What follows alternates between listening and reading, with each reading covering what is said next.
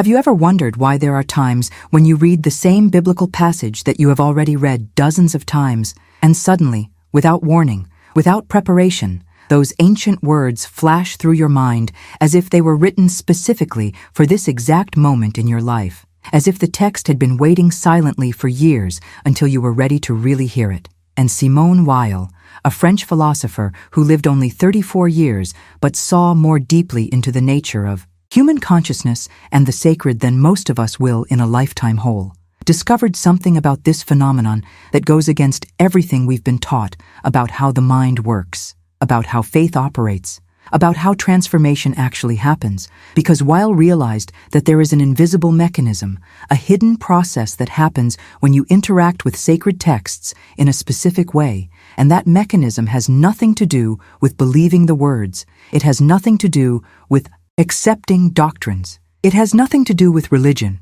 in the sense that most people understand religion. It has to do with something much deeper and much more powerful, something that it caught your attention, but not attention in the common sense of simply paying attention or concentrating, but rather a specific type of mental presence that literally reconfigures the structure of your consciousness, that opens doors in your mind that you didn't even know existed, that activates human abilities that have been dormant in most people their entire lives. And the strangest, most disturbing thing about Weil's discovery is that she was not religious in the traditional sense. She refused Christian baptism until the day of her death, despite having had profound mystical experiences with Christian texts. She studied Hinduism, Buddhism, ancient Greek texts. She worked in factories to understand the suffering of the working class. She fought in the Spanish Civil War. She was one of the most brilliant and restless minds of her generation, and it was exactly this restlessness, this refusal to accept easy answers, that led her to discover something that religious people don't see because they are too busy believing, and that skeptics don't see because they are too busy dismissing. Have you noticed how most people read sacred texts in two equally ineffective ways? Either they read seeking to confirm what they already believe, looking for verses that support their prior opinions, or they read with defensive skepticism, looking for inconsistencies and contradictions to justify their disbelief. And in both cases, the mind is closed. It is protected. It is using the text as a weapon or as a shield, but it is never really open. It is never truly present. It is never allowing the words to touch the deepest place where real transformation happens. Simone Weil discovered that there is a third way of reading, a way that does not. It is neither belief nor disbelief, which is neither acceptance nor rejection, which is something completely different and infinitely more powerful. And when you learn to read this way, when you activate this invisible mechanism that Weil identified, something extraordinary begins to happen in your mind, something that the ancients knew but that modernity has forgotten, something that modern neuroscience is just beginning to rediscover through studies of meditation and altered states of consciousness, but that Weil had already completely mapped out through his philosophical practice and lived experience. And if you feel that these words are touching something in you, if there is a part of you that has always known that there was more to sacred texts than literal interpretations or pretty metaphors, if you have ever experienced, even for a fleeting moment, that feeling that the words on the page were speaking directly to your soul in a way that transcends language and logic, then subscribe to this channel now, because let's explore together this invisible mechanism that Simone Weil discovered. Let's understand how it works, why it works, and how you can consciously activate it in your own experience with texts that carry ancient wisdom. Because what you will discover here is not theology. It is not abstract philosophy. It is something practical and transformative that can completely change your relationship with the words that purport to carry the sacred. But before we delve into the mechanism itself, before we understand how Weil discovered this invisible key, we must first acknowledge a brutal and uncomfortable truth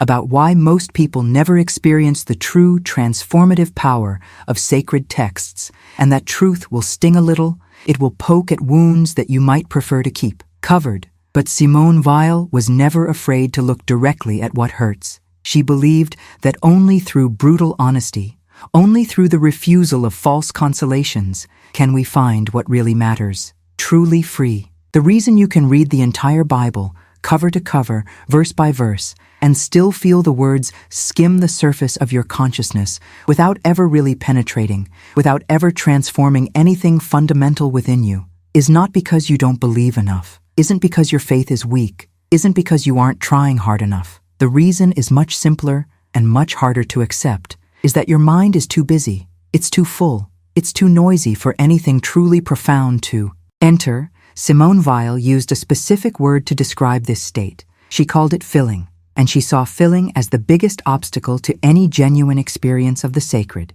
Because when your mind is filled with opinions, with prior beliefs, with expectations about what the text should say or what you should feel when you read it, there is no empty space where something new can enter. There is no silence where a different voice can be heard. And you know this. You have experienced it, even if you have never put it into words. You have ever picked up the Bible wanting to find comfort or guidance or some kind of revelation, and instead found only your own expectations reflected back to you, found only confirmation of what you already thought or confusion about what you can't accept, but never that moment of true surprise, never that shock of recognizing something you didn't know you were looking for, never that feeling that the words on the page know more about you than you know yourself. And the cruelty of it, the part that really hurts, is that the more you try to force the experience, the more you try to feel something deep or understand something important, the further away the possibility becomes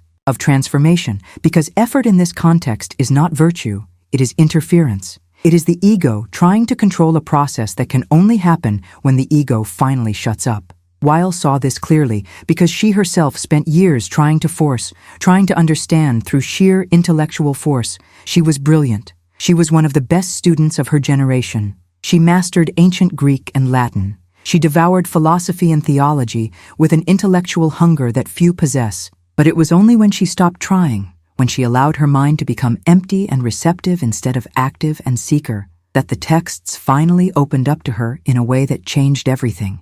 You carry guilt for not feeling what others say they should feel when reading sacred passages. You wonder what is wrong with you when other people talk about being moved deeply by verses that to you seem like just old words on old paper. And Simone Weil would say that there is nothing wrong with you. She would say that you are simply trying it the wrong way, using the wrong tool, approaching the text with the wrong mental attitude, not because you are inadequate, but because no one has ever taught you the alternative. No one has ever shown you that there is a completely different way of approaching these words, a way that doesn't require you to believe or disbelieve, that doesn't require you to understand or interpret, that requires just one thing, the hardest thing a human being can do. It demands that you stop completely, that you silence the constant noise of your thinking mind, that you create empty space where something other than your controlling ego can finally appear. And that sounds impossible. You know it sounds impossible because you've already tried.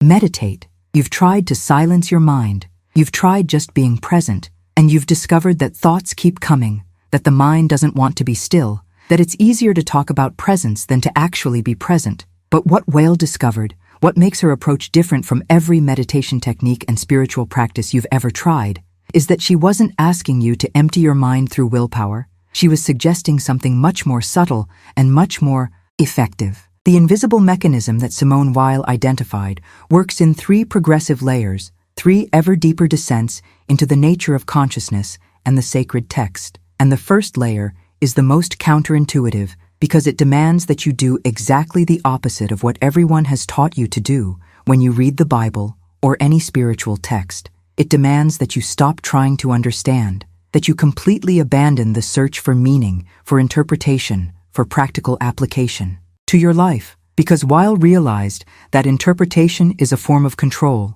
It is the ego trying to tame the text, turn it into something safe and manageable, something that fits neatly into the mental categories you already have. And while you're interpreting, while you're trying to extract meaning from the moral lesson or practical guidance, you are using the text as a tool for your own purposes. You are remaining in command of the experience, and nothing transformative can happen while you are in command. Because transformation by definition means fundamental change. It means being changed by something that comes from outside your existing categories.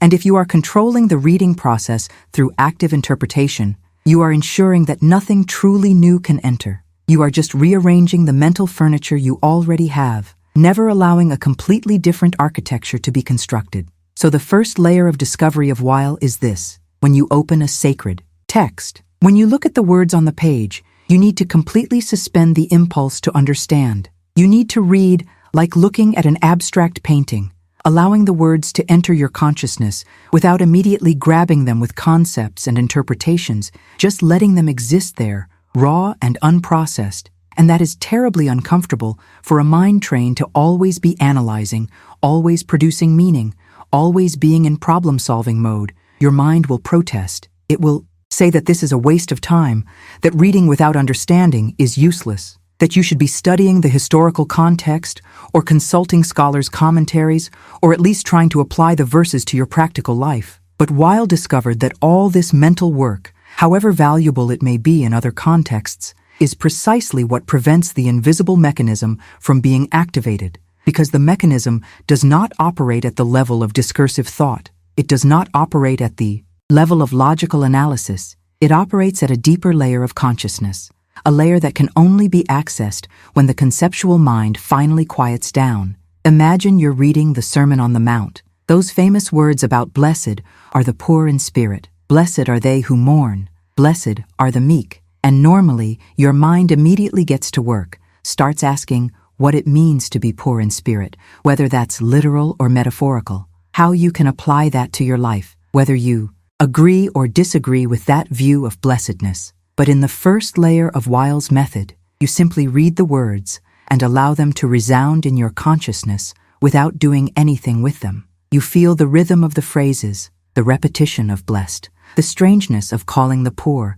and the suffering and the meek blessed. And you don't try to resolve this strangeness. You don't try to transform it into something that makes sense within your belief system. You just allow it to be strange. You allow it to disturb. You allow it to create a small crack in your certainties, because it is in these cracks that the invisible mechanism begins to work. Will practiced this obsessively. She had copies of Greek texts and biblical readings that she would simply contemplate for hours, not studying in the academic sense, but just allowing the words to occupy her full attention without demanding that they turn into anything useful or understandable. And she discovered that when you do this consistently, when you train your mind to suspend the interpretive impulse, something begins to change in the quality of your attention. You develop an ability to be present with the words in a way that is both relaxed and intensely focused. You are trying hard but also not distracted. You are simply there,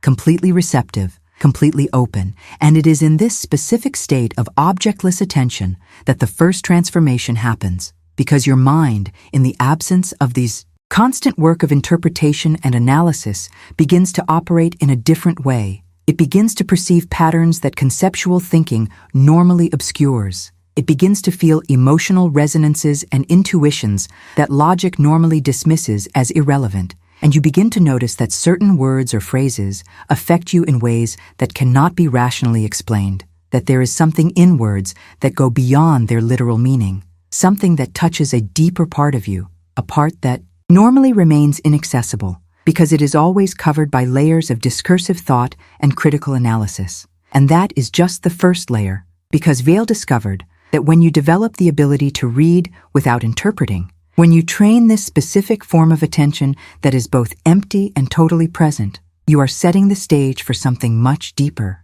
The second layer of Simone Weil's discovery of the invisible mechanism of the Bible is even more radical, because it completely reverses our understanding of what sacred texts are for. She realized that the Bible and other spiritual texts were not written primarily to convey information or doctrine or even wisdom in the conventional sense. They were written to create a specific resonance in the reader's consciousness, a mental vibration that literally rebuilds the structure of human attention. And this is not metaphor, it is not poetic language. Weil was describing a real and verifiable process that happens when you interact with certain types of language in a specific way. Think about how a tuning fork works. You strike the tuning fork, and it produces a specific frequency, and if there is another tuning fork of the same frequency nearby, it will begin to vibrate in response, even without being touched. This is sympathetic resonance, and Weil discovered that sacred texts work like spiritual tuning forks. They carry a specific frequency of consciousness,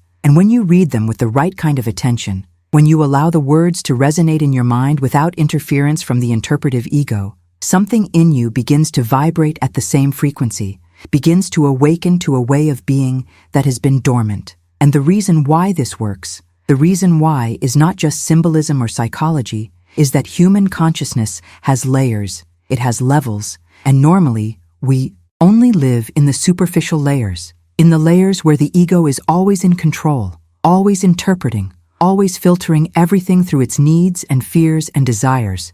But there are deeper layers, layers where the ego has no direct access, and it is in these deep layers that true transformation happens. It is in these layers that you find what Weil called the impersonal in you, the part of your consciousness that is not socially constructed, that is not formed by experiences and conditioning, which is in Weil discovered this during her mystical experiences at Solesmes, a Benedictine abbey where she spent Holy Week 1938, suffering from terrible headaches but participating in liturgical services. And she noticed that even in the midst of extreme physical pain, the repetition of the psalms and hymns, when listened to with pure attention without trying to understand or evaluate, created a state of consciousness that she had never experienced before.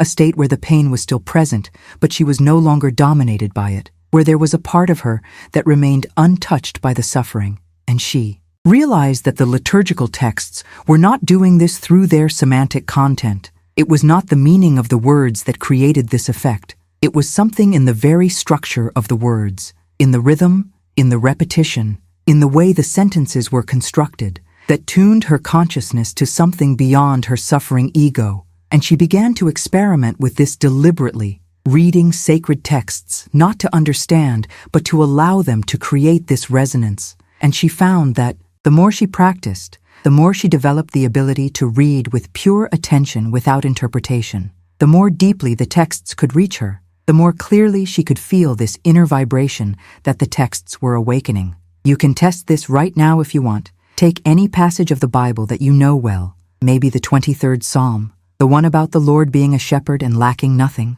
and instead of reading to understand or to feel comfort or to extract meaning, just read the words out loud, slowly, feeling the sound of them in your mouth, feeling the rhythm of the sentences, not thinking about what they mean, but just allowing them to exist in the space of your attention. And if you do that long enough, if you really suspend the impulse to interpreting, you may begin to notice something strange. You may begin to feel that the words are doing something to you that has nothing to do with what they mean conceptually. They are creating an effect, a subtle but noticeable change in your state of consciousness, and this effect comes not from the content of the words, but from their form, the way they are arranged, the pattern they create in your mind when you receive them without resistance. Will call this the grammatical action of the sacred. She believed that certain linguistic structures have the inherent power to affect consciousness regardless of its superficial meaning, in the same way that certain musical structures can make you feel joy or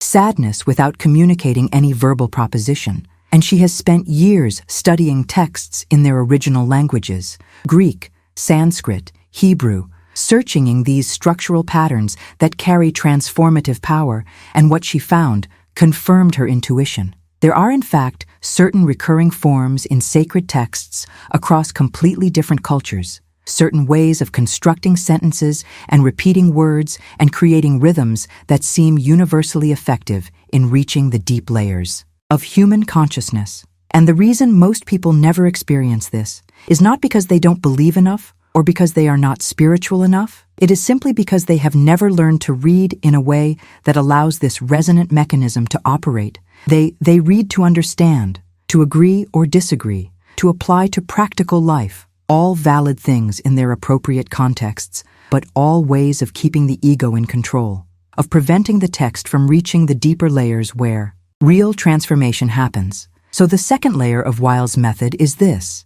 After learning to read without interpreting, you begin to read for resonance. You begin to treat the text as a musical instrument rather than a philosophical treatise. You allow the words to create their effects on you without requiring them to make rational sense, and you discover that texts that seemed dead or irrelevant suddenly become alive, begin to work on you in mysterious but undeniable ways. And this brings us to the third and deepest layer of Weil's discovery, because once you have learned to read without interpreting and learned to allow resonance, there is still one last transformation that can happen.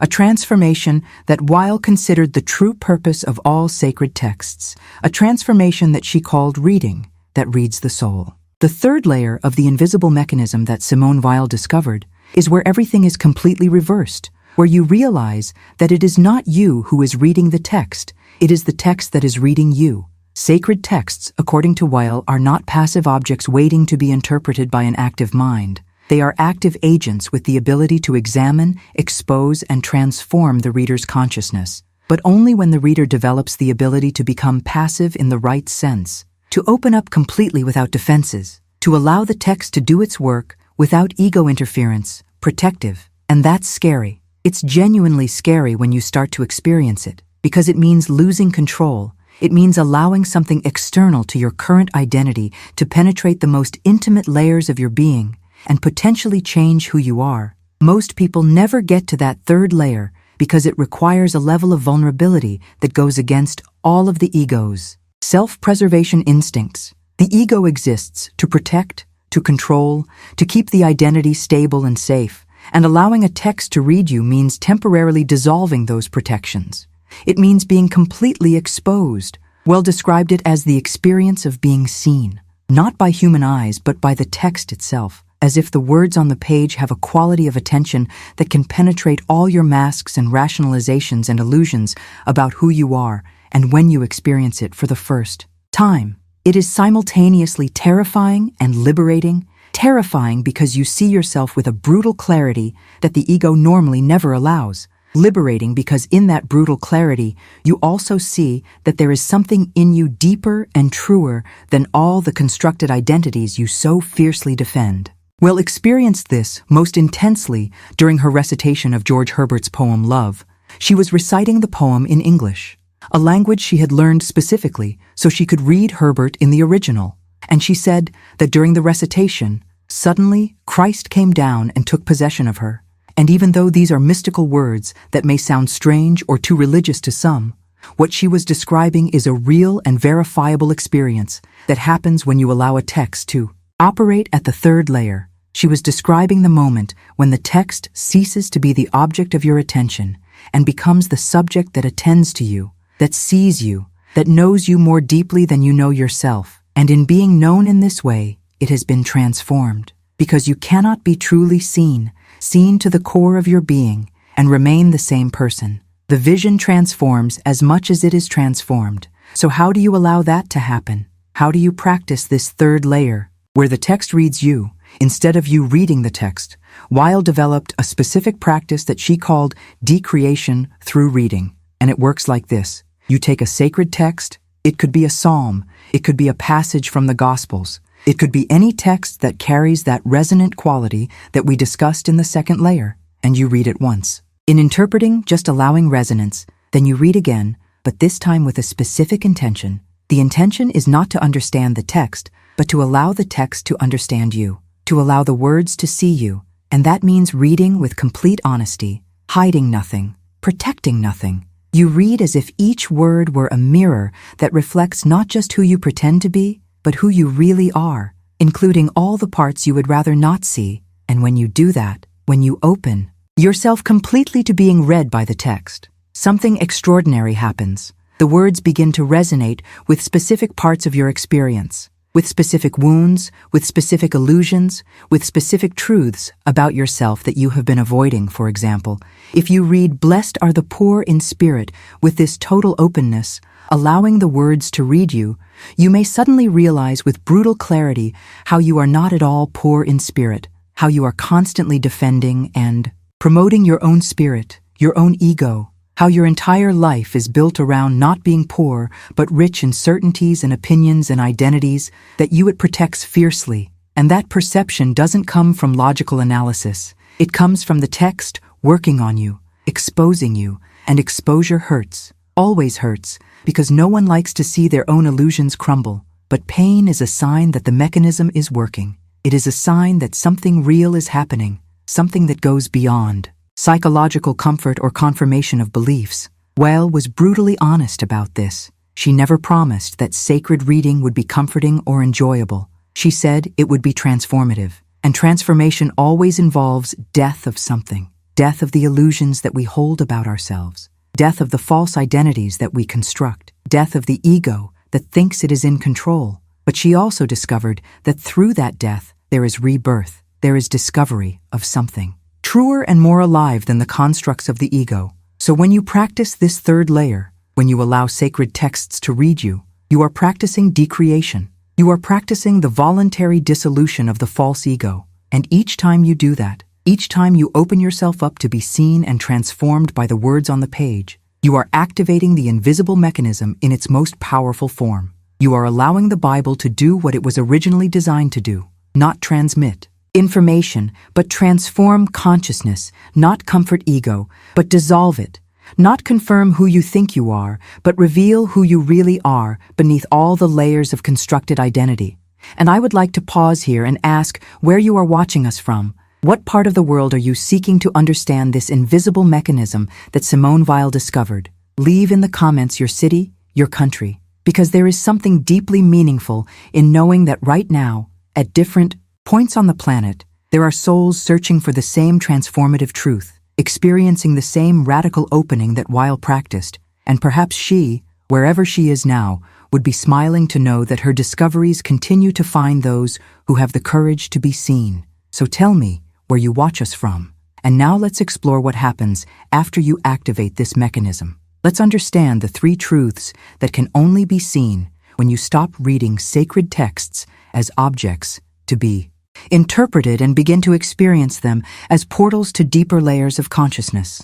The first truth that emerges when you activate the invisible mechanism of sacred reading is that your mind is much bigger than you think. You habitually live in a tiny fraction of your own consciousness, in the little lighted room of the thinking ego, but there are entire mansions of consciousness that remain inaccessible because you never developed the keys to open them. And Simone Weil discovered that sacred texts read correctly are those keys. They add nothing to your mind. They simply reveal what has always been there, but remained hidden. Imagine that your consciousness, it's like a huge house at night, and you live in a single room with a dim light bulb, and you believe that this lit room is the whole house. It's all there is. But sacred texts, when read with pure attention, are like switches distributed throughout the house. Each time you read them correctly, another room lights up. Another aspect of your own consciousness becomes accessible, and you realize that you are much vaster than you ever imagined, that there are capacities in you that have never been activated, dimensions of perception that lie dormant in most people. Throughout her life, Weil called these hidden dimensions the supernatural within us. And she wasn't talking about something mystical or irrational. She was talking about real layers of human consciousness that transcend the normal functioning of the ego, but are completely natural when you learn to access them. For example, there is in you a capacity for attention that is qualitatively different from ordinary attention. Ordinary attention is always directed. It always has an object. You pay attention to this or that. But there is another type of attention that Weil discovered, an objectless attention. An attention that is pure presence without a specific focus. And this objectless attention has extraordinary properties. It can perceive patterns that directed attention cannot see. It can feel truths that logical thought cannot reach, can connect you to dimensions of reality that normally remain invisible. And sacred texts, read correctly, are training for this objectless attention. Each time you suspend the impulse to interpret and direct your focus, each time you simply allow words to resonate without grasping them conceptually, you are strengthening this capacity for pure attention. You are lighting up a new room in the house of your consciousness, and what you discover when that room lights up is that you have direct access to forms of knowledge that do not depend on discursive thinking. You can know things without knowing how you know. You can perceive truths that cannot be proven logically, but that are unequivocally true.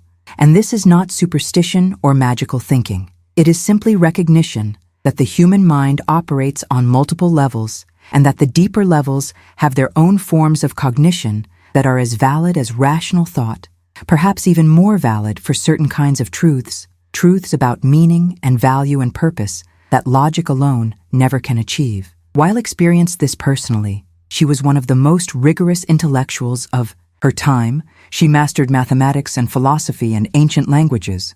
But she discovered that there are truths about reality and about the divine that her brilliant intellect could not reach. And it was only when she learned to access these other dimensions of consciousness through the practice of sacred reading that these truths became available. So the first truth that the invisible mechanism reveals is this: you are not just the little voice in your head. You are not just the ego that thinks and plans and worries. You are something much vaster, and sacred texts, when used correctly, are maps to that vastness.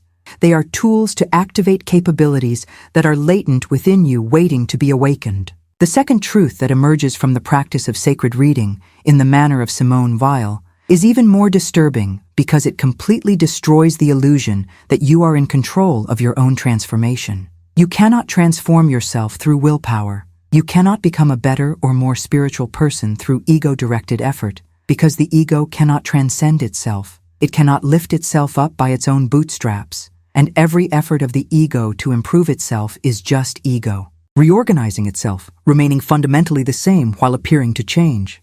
Weil saw this with brutal clarity.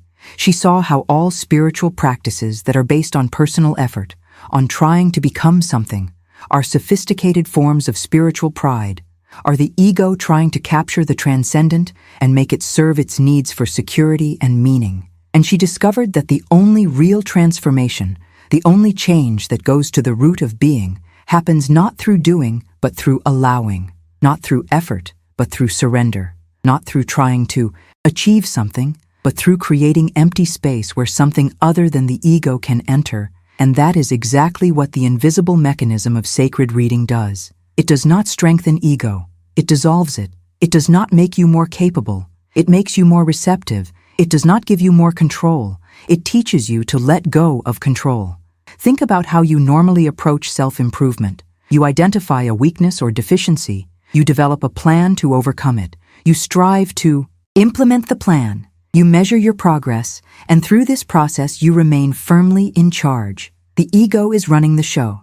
And any change that happens through this process is superficial change. It is adjustment of behavior, but not transformation of being. But when you practice sacred reading in Weil's way, when you allow texts to read you instead of you controlling them through interpretation, something completely different happens. You are creating conditions where the ego can temporarily dissolve, where you can experience existing without the constant defenses and controls of the separate self. And in that temporary dissolution, in that moment of decreation, real transformation becomes possible. Not transformation that you planned or directed, but transformation that happens to you, that comes from something beyond the ego. Weil called this grace, and she insisted that grace cannot be earned or achieved through effort. It can only be received. It can only descend into the empty space that you create through the practice of pure attention and surrender of the ego. So the second truth is this: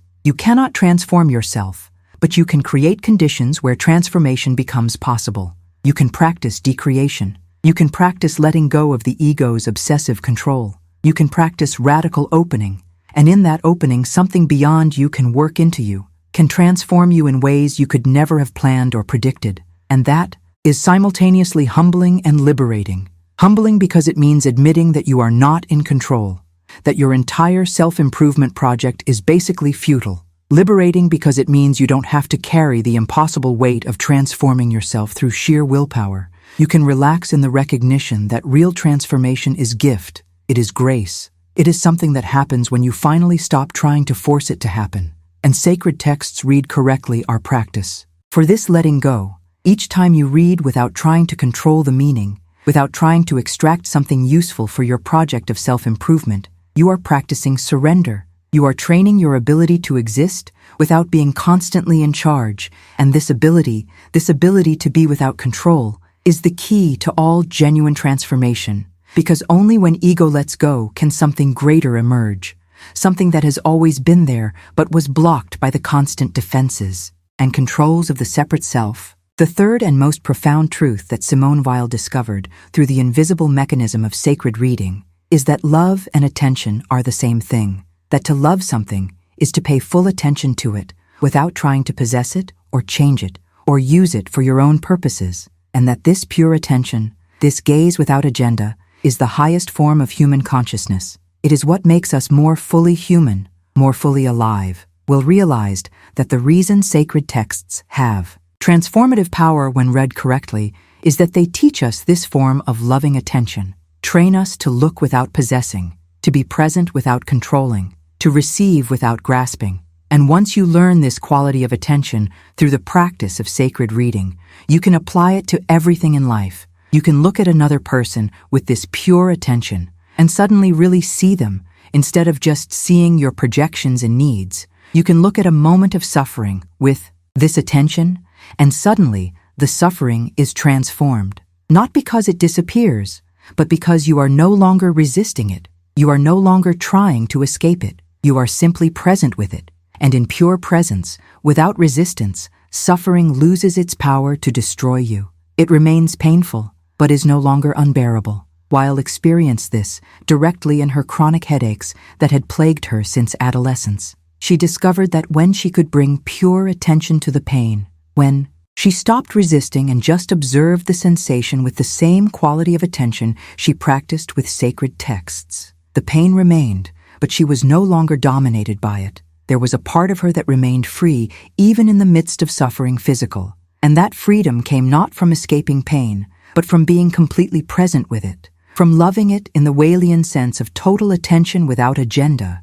And this reveals something extraordinary about the nature of human consciousness, reveals that suffering is not a problem to be solved, but an experience to be inhabited, that the constant attempt to avoid pain and seek pleasure is what keeps us trapped, not the pain itself, and that when we learn to bring pure attention, impersonal love, to everything we experience, including and especially what we most want to avoid, we discover a freedom that does not depend on external circumstances. A peace that is not the absence of conflict, but total presence in the midst of conflict. So the third truth is this: the invisible mechanism that you activate through correct sacred reading is not just about understanding ancient texts. It is training for a completely different way of existing in the world, a way based on loving attention instead of ego-directed control, on total presence instead of constant searching, on radical openness instead of closed defense. And once you develop this capacity through practice with texts, once you learn to read without interpreting, to allow resonance without control, to be read through the text rather than simply reading it, you have a tool that you can apply to your entire life. You can bring this same quality of attention to relationships, to work, to moments of joy and moments of pain, and everything is transformed not because circumstances change, but because you change. Your ability to be present, to love impersonally, to see truly, has been expanded through practice, and this expansion is irreversible. Once you have seen what is possible, once you have experienced that deeper form of consciousness, you cannot completely forget. There will always be a part of you that knows that there is more, that there is a way of living that is fuller, more free, more true than the default mode of ego-directed existence. But now comes the practical question. How do you actually implement this? How do you turn these philosophical insights of Simone Weil into daily practice that can actually activate the invisible mechanism in your own experience with sacred texts? And Weil didn't just philosophize about this. She developed concrete practices that anyone can use, practices that don't require specific religious belief, don't require you to accept any doctrine. They just require that you be willing to experiment, to test whether what she discovered is true in your own experience.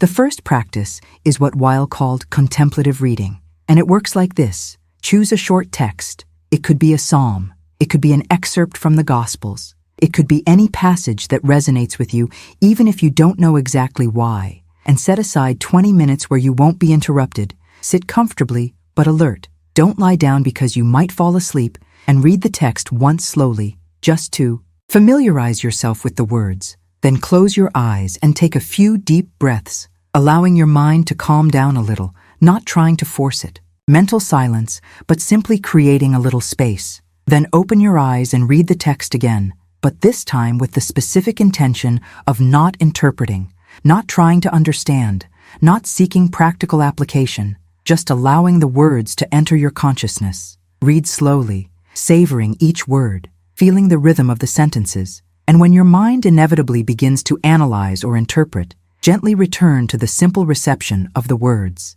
Do not struggle with the interpretive thoughts. Just notice them and return to the words themselves. Do this for at least 10 minutes, reading and rereading the same passage, and you may find it tedious or frustrating at first because your mind is used to always being doing something, always being producing meaning, but persist, because what Weil discovered is that it is exactly in this boredom, in this frustration with the lack of intellectual progress, that the mechanism begins to work. It is when the ego gives up trying to control the process that something deeper can emerge. The second practice is memorization through attention. Not rote memorization through repetition, but memorization that happens naturally when you give your full attention to something. Choose a short passage, perhaps just a verse or two, and instead of trying to memorize it through effort, simply spend time with it. Read it several times a day, not trying to commit it to memory, but just visiting it as you would visit a friend, paying attention to each word, the sound, the meaning, the sensation it creates, and you will find that without deliberate effort, the words begin to live in you, appear spontaneously at appropriate times, resonate with specific experiences, and that memorization that happens through attention rather than effort has a different quality. The words are not just stored as data, but integrated into your consciousness. They become part of how you perceive and respond to the world. The third practice is what Weil called active waiting. You read a sacred text with pure attention, allowing resonance, and then you simply wait. You create space of mental silence where something can emerge, not trying to force insight or revelation, but simply remaining open and receptive. And Weil insisted that this waiting is not passive. It is not just sitting and letting the mind wander, is maintaining focal attention while not focusing on anything specific. It's like looking at the horizon instead of specific objects. Your attention is active and present, but not directed at anything in particular.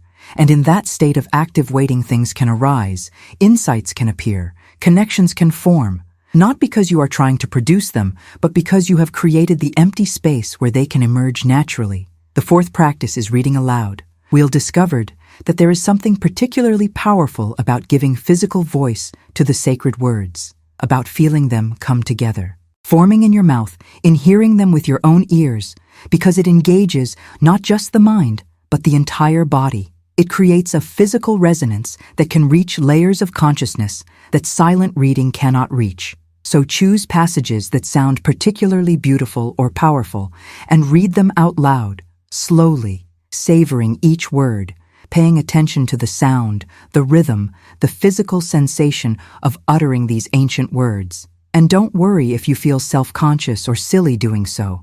The initial discomfort is just ego protesting against something that threatens your control. Keep practicing, and you may find that reading aloud becomes one of the most powerful ways of activating the invisible mechanism. The fifth practice is copying texts by hand. This is one of the oldest practices of engaging with sacred scripture. Monks copied texts by hand, not only to preserve them, but because the physical act of copying creates a unique form of attention. When you write each word with your own hand, you are forced to slow down, to really see each word. And there is something about the connection between hand and mind that deepens engagement with the text. So choose important passages and copy them carefully by hand, not rushing, not just transcribing by rote, but really paying attention to each word as you write. And you may find that words you have read hundreds of times suddenly reveal nuances that you never noticed when you write them with your own hand. The sixth practice is what Weil called reading through of contradiction.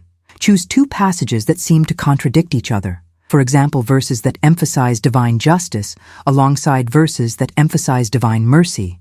And instead of trying to resolve the contradiction intellectually, instead of deciding which is right or how to harmonize them, simply hold both in attention simultaneously. Allow the tension between them to exist without resolving it. And Weil discovered that it is precisely in this unresolved tension, in this ability to keep opposites in mind without forcing premature synthesis, that deeper insights can emerge. Because reality is paradoxical, truth is multifaceted, and the mind that insists on resolving all contradictions is limiting its own ability to perceive deeper layers of reality. The seventh practice is daily integration. Take a word or phrase from a text you are contemplating and carry it with you throughout the day, not as a mantra that you repeat compulsively, but as a silent presence that you return to from time to time, when you are waiting in line, when you are walking, in moments of transition between activities. Simply bring the word or phrase back to consciousness, not thinking about it, but simply allowing it to be present. And notice how it resonates with the experiences you are having, how it illuminates certain moments, how it creates unexpected connections. The eighth and final practice is what Weil called reading in the darkness. This is for moments of intense suffering, when you are in physical pain or emotional anguish or spiritual despair, and the last place you want to be is reading sacred texts. But it is exactly in these moments, according to Weil, that sacred reading can be most transformative. Because when you are suffering the ego, you are naturally weaker, your defenses are compromised, and texts can penetrate more deeply. So the practice is simple but difficult. When you are in intense suffering, take a sacred text and read it with the intention not of finding comfort, but of being present with the truth. Read allowing the words to meet you right where you are, not trying to escape the pain through the words, but allowing the words to be present with you in the pain. And Weil promised that if you do that, if you bring pure attention to the text even in the midst of suffering, something impossible can happen. Happens, not relief necessarily, not elimination of pain, but a change in the quality of experience, a discovery that you can be present even with what seems unbearable, and that presence, that ability not to run away, is itself a form of liberation. And now we need to talk about why this invisible mechanism that Simone Weil discovered works. What is the neurological and psychological basis behind these practices? Why they are not just arbitrary spiritual exercises. They are working with real structures of human consciousness, with the way the mind processes language and meaning and experience. Modern research in neuroscience is beginning to validate what Weil intuited through direct experience. They are discovering that there are, in fact, different modes of cognitive processing, different neural networks that can be activated depending on how you direct your attention. There is the default mode, where the narrative ego is constantly active, constantly constructing stories about who you are and what is happening. And there are other modes where that narrative network quiets down and different forms of processing become possible, more direct, more intuitive ways, less mediated by concepts and interpretations. And what Weil's practices do is train your ability to deactivate the default narrative mode and activate these other modes of processing. Studies on meditation show that contemplative practices literally change the structure of the brain, strengthen certain neural networks and weaken others. And sacred reading in the Weil way is a form of meditation, a way of training attention, of developing the ability to be present without constantly interpreting and judging and constructing narratives. Plus, there is fascinating research into what happens in the brain when you read poetry or rhythmically structured language. It seems that certain linguistic patterns can synchronize neural activity in ways that ordinary prosaic language cannot.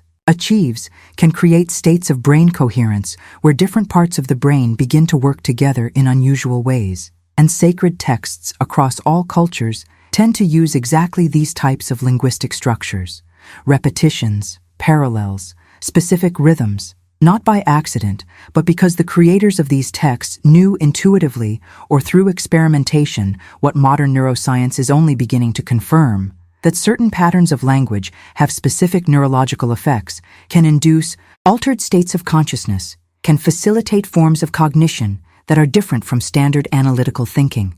So when Weil talks about the invisible mechanism, she is describing something real, not just metaphorical. She is describing processes that happen in the brain when you interact with sacred language in specific ways. There is also the psychological phenomenon of transference, where texts can become objects upon which you project and through which you can work through unconscious issues. When you read with total openness, when you allow text to read you, you are essentially creating a therapeutic space where unconscious material can emerge and be processed. The text acts as a mirror that reflects back aspects of yourself that normally remain hidden. And in the act of being reflected, of being seen, transformation becomes possible. But these are all just further explanations, attempts to understand in modern terms what Weil discovered through direct practice. And the truth is that you don't need to understand the neuroscience or psychology behind it for it to work. You just need to practice. You need to experiment.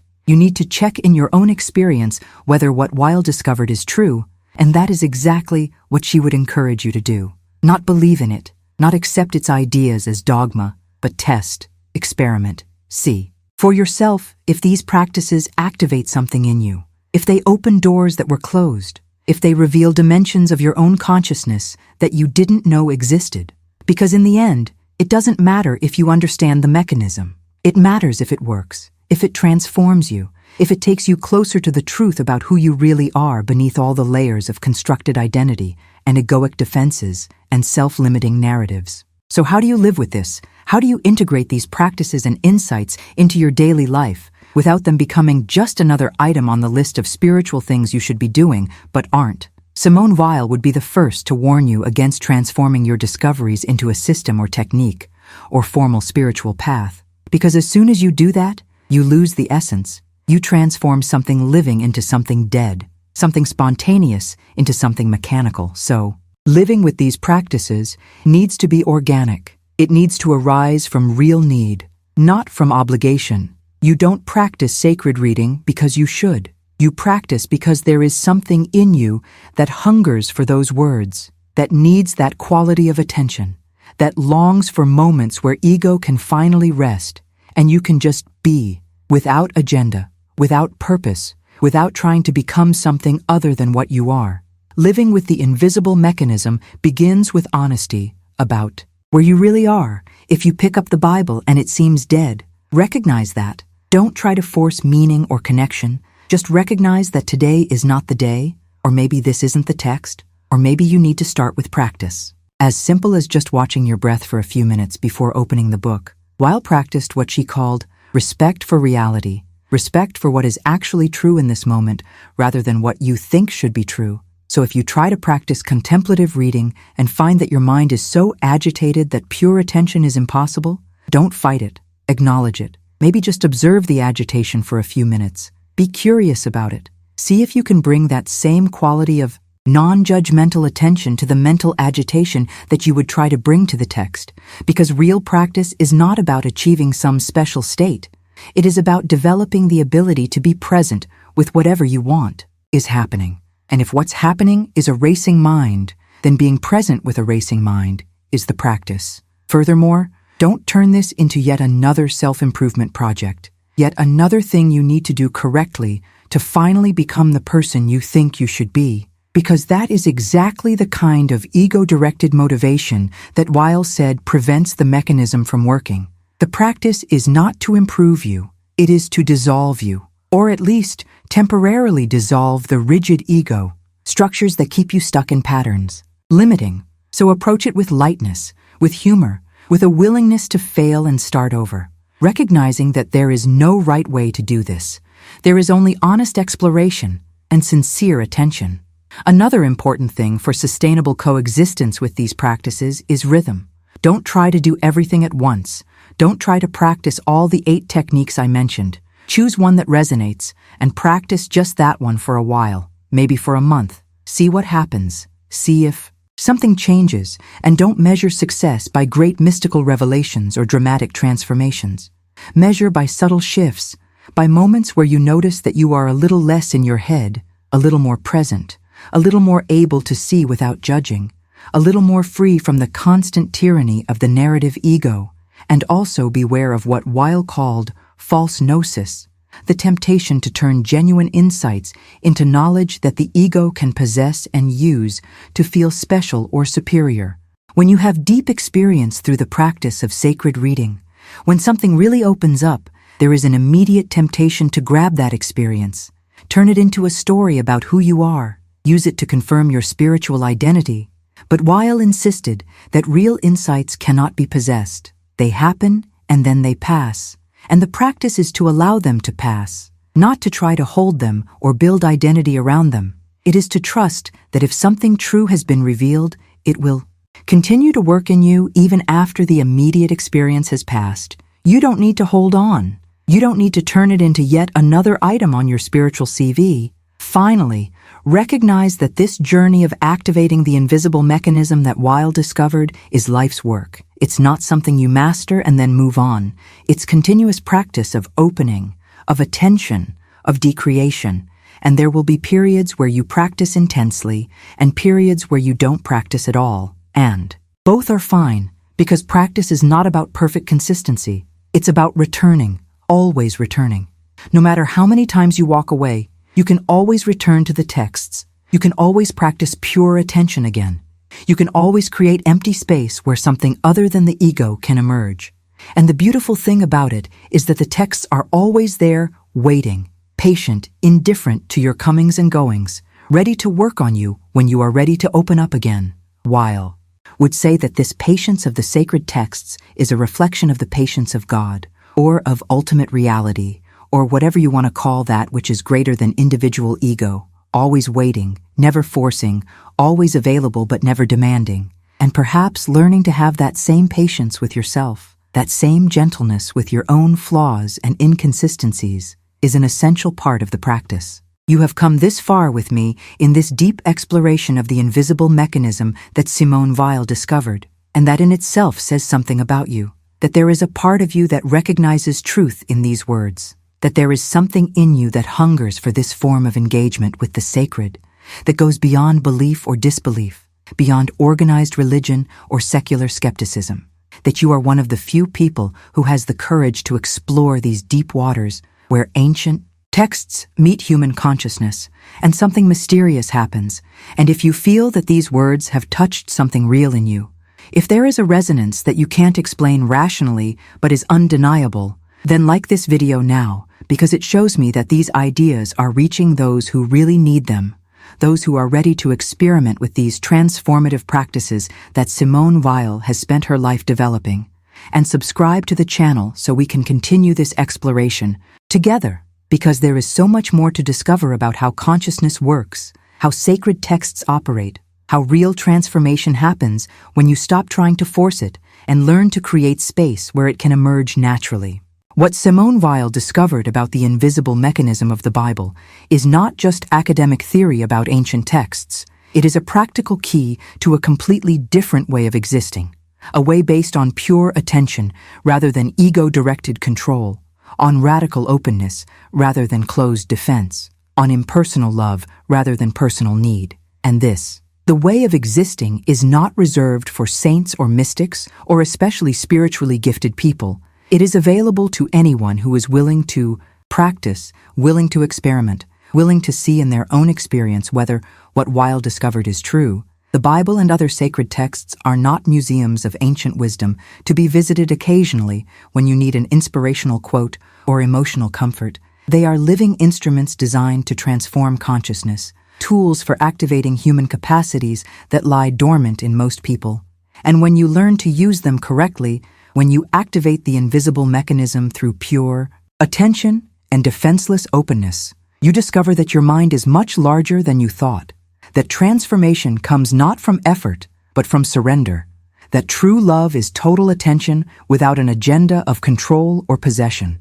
You discover dimensions of consciousness that transcend the ego but are completely natural, modes of cognition that go beyond discursive thought, but that are as valid as logic, ways of knowing that do not depend on proof, but that are unequivocally true. And, perhaps most importantly, you discover that you are not alone on this journey, that there are others throughout history like Simone Weil who have walked this path before you, who have left maps in the form of their lives and writings and practices, and that sacred texts themselves are companions on this journey, not dead objects, but living presences that can guide you, challenge you, transform you if you let them. So the question now is not whether you believe in what Weil discovered. The question is whether you are willing to test, to experiment, to verify in your own experience. Are you willing to pick up a sacred text today and try to read it in a completely new way, suspending interpretation, allowing resonance, opening yourself to be read by the text rather than simply reading it? Are you willing to practice pure attention for 20 minutes, to create empty space where something other than the ego can emerge, to let go of obsessive control and trust that transformation can happen when you stop trying to force it? Because no one can make this journey for you. No one can give you the experience of the invisible mechanism working. You have to activate it yourself through sincere practice and honest openness. But know that when you do this, when you truly open up in this way, you are joining a lineage of seekers through the centuries who have discovered the same secret, who have realized that sacred texts are much more than they seem. They are portals, they are keys, they are maps to territories of consciousness that most people never explore because they don't know they exist. Simone Weil only lived 34 years, but in those years she penetrated more deeply into the mysteries of mindfulness, attention, and transformation than most achieve in much longer lives. She did not. She just philosophized about these things. She lived them. She practiced them with an intensity that bordered on the obsessive. She tested them on her own flesh and mind and soul until she was absolutely sure of what she discovered. And what she discovered is available to you now, not as a belief to be accepted, but as a practice to be tried, not as a theory to be studied, but as a reality to be verified. You don't have to believe in God to practice these techniques. You don't have to accept any religious doctrine. You just have to be willing to look honestly, to be fully present, to allow ancient texts work on you in ways that you do not control and cannot predict. And if you do this, if you really practice sincerely, you may discover what Weil discovered, that there are dimensions of reality hidden behind the surface of the everyday, that consciousness is vast beyond imagination, that you are so much more than you thought you were, and that the way to discover all this is not by accumulating more knowledge or achieving more achievements or becoming someone different. It is by stopping, by silencing, by creating empty space where what was always there but hidden can finally be revealed. So go now and try it. Take a sacred text and read it in a new way. Practice attention without interpretation. Allow resonance without control. Open yourself to be read and see what happens. See if something in you awakens, if doors open, if truths emerge that you didn't know you were looking for but immediately recognize as yours when they finally appear. Because that's exactly what the invisible mechanism does when you activate it. It takes you home, to the home you never left but forgot was there, waiting patiently for you return.